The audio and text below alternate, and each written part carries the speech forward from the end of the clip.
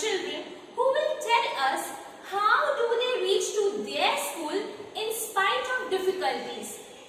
So, let's begin with our chapter number 1. Let's go to school every day, part 1. So kids, let's begin with let's go to school every day. You come to school every day. All come to school in different way. Some by walk, some come by a rickshaw or a bicycle or on a scooter. So आप तो रोज़ school आते हो और आप different ways different means of transport से school आते हो.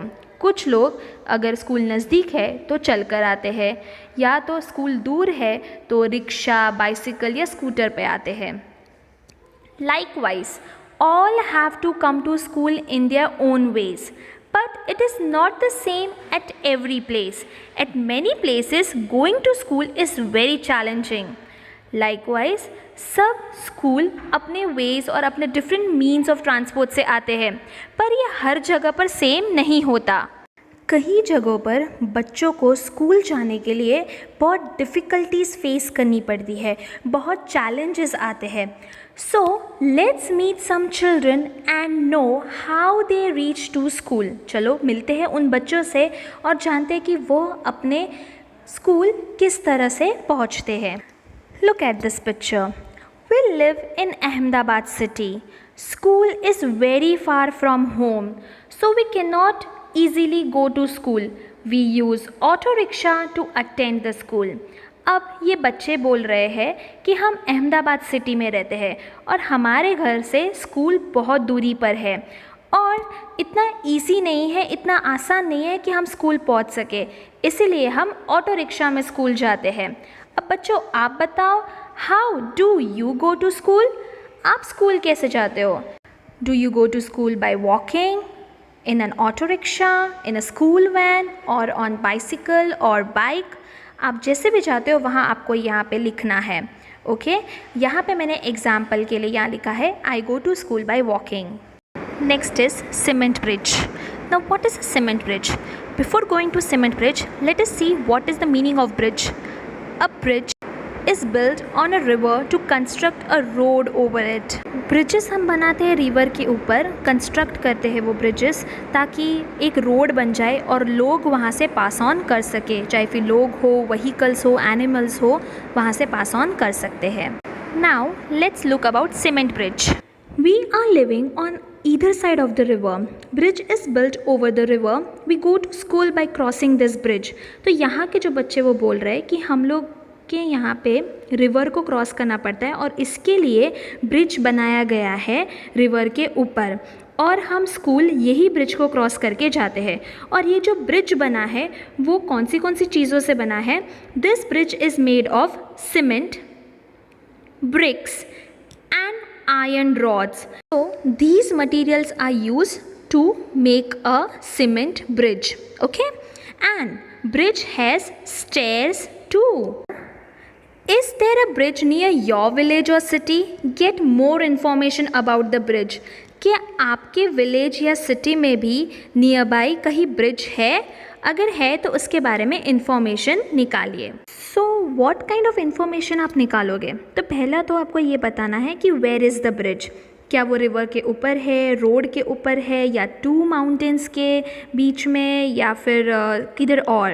सो for example I have written over here that the bridge is built on the river.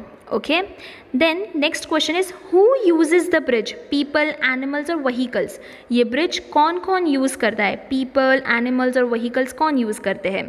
So yes, this bridge is used by vehicles and also people walk across the bridges.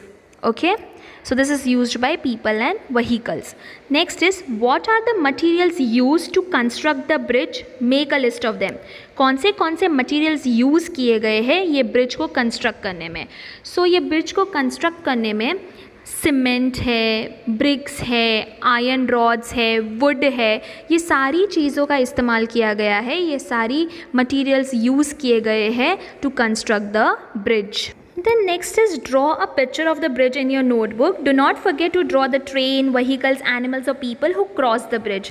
आपको आपके notebook में एक picture बनाना है bridge का और उसके ऊपर से ट्रेन्स, व्हीकल्स, एनिमल्स और पीपल जो ब्रिज को क्रॉस कर रहे हैं वो भी बनाना है. Okay, imagine what difficulties would be there if bridge was not there. Just imagine करो कि कैसी कैसी डिफ़िकल्टीज़ हमें फ़ेस करनी पड़ती अगर ब्रिज नहीं होता तो.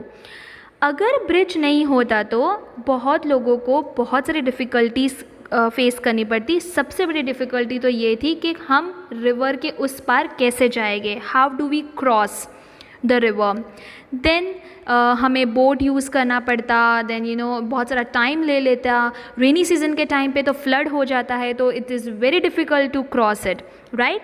सो ये सारी डिफ़िकल्टीज़ फेस करनी पड़ती हमें. Now let us find out some other ways by which children go to school. और भी दूसरे तरीके हैं जिससे बच्चे अपनी स्कूल पहुंचते हैं. So let's find out. So here we come to a new place that's called as Bet Dwarka. Now kids, Bet Dwarka is an island in Gujarat at the mouth of the Gulf of Kutch. Okay, it is situated 3 kilometers off the coast of Okha, Gujarat, India. Okay, so ये बेट द्वारका जो है एक island है जिसके चारों तरफ पानी है. ओके, एंड यहाँ के बच्चे अब कैसे अपने स्कूल पहुँचते हैं. So let's see. Some places of Gujarat are surrounded by water, so boats are used. We are living in this kind of area. We use boat to go to school. Bet Dwarka is also the same kind of place.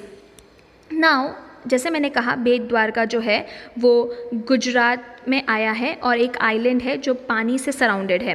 सो यहाँ के बच्चे जो है वो boats का इस्तेमाल करते हैं और अपने स्कूल में पहुँचते हैं. Okay, now have you ever travelled in a boat. How was your experience. क्या आपने कभी बोट में ट्रैवल किया है, और अगर किया है तो आपका एक्सपीरियंस बताइए. So kids, do share your experience. Okay, now here is another means of transport, that is camel cart. We live in the desert, there is sand all around. यहाँ के बच्चे बोल रहे हैं कि हम डेज़र्ट एरिया में रहते हैं. डेज़र्ट एरिया यानी रेगिस्तान, जहाँ पे पूरी जगह पर सैंड सैंड सैंड है. Sand gets very hot during the day time, और सैंड जो है वो बहुत गर्म हो जाता है जब दिन रहता है. We ride in a camel cart to reach school. हम कैमल कार्ट में राइड करके हमारे स्कूल में पहुँचते हैं. Kids, camel cart has 4 wheels. Okay, next is bullock cart. We live in a village. We ride on our bullock cart going slowly through the green fields to school. हम village में रहते हैं और हम bullock cart में ride करके हम green fields के क्रॉस होके स्कूल पहुंचते हैं. If it is too sunny और raining we use our umbrella. अगर बहुत ज़्यादा गर्मी मतलब धूप है या फिर बारिश हो रही है तो हम अम्ब्रेला यूज़ करते हैं और हम स्कूल पहुंचते हैं. Interesting, right kids. Kids, bullock cart has 2 wheels. Kids, this bullock cart and camel carts are also used for transferring goods from one place to another or one village to another. And here we can see children use camel carts and bullock carts to reach to their school. And they are also asking you a question. Do you have camel cart or bullock cart where you live? Make a drawing of it in your notebook. अगर आपके village में जहाँ पे आप रहते हो वहाँ पे कैमल कार्ट और बुलक कार्ट है तो उसका आप ड्राइंग बनाओ अपने नोटबुक में. Next is bicycle ride. Our school is far away. At first, girls here did not go to school, but now all girls easily go to school on the bicycle. सो ये bicycle ride के बारे में बताया है कि इनके यहाँ पे स्कूल बहुत दूरी पर है और पहले गर्ल्स स्कूल नहीं जा सकती थी, शायद उनके पास ट्रांसपोर्टेशन नहीं होगा जाने के लिए. बट नाउ ईजीली सारी लड़कियाँ स्कूल बाइसिकल पे जाती है. Now they are asking you, can you ride on a bicycle? If yes, who taught you to ride? क्या आप बाइसिकल राइड कर सकते हैं? अगर कर सकते हैं तो आपको किसने सिखाया बाइसिकल राइड करना? उनका नाम लिखिए. Okay, how many children come on bicycles to your school? आपके स्कूल में कितने बच्चे बाइसिकल्स पे आते हैं? बहुत सारे बच्चे बाइसिकल्स पे आते हैं, है ना? So you may write the approximate number और you may write from class 5 to 8 of my school ride bicycles to school. Now let's talk about My school, my van. We are living very far from school. School has arranged a vehicle for us in which we go to school every day. सो कहीं कहीं पे कुछ schools जो है वो अपने vehicle arrange करती है, या तो फिर वो स्कूल वैन होता है या तो स्कूल बस. यहाँ के बच्चे बोल रहे हैं कि हमारी स्कूल हमारे घर से भी बहुत दूर है, हम बहुत दूर रहते हैं, इसीलिए स्कूल ने एक वहीकल अरेंज किया है हमारे लिए जिससे हम रोज़ स्कूल जाते हैं. वो है हमारा van. So kids, is your school near your home or far away? क्या आपकी स्कूल घर से नज़दीक है या दूरी पर है? So you may write that. Does your school provide this kind of facility? If yes, then in what vehicle do you go to school?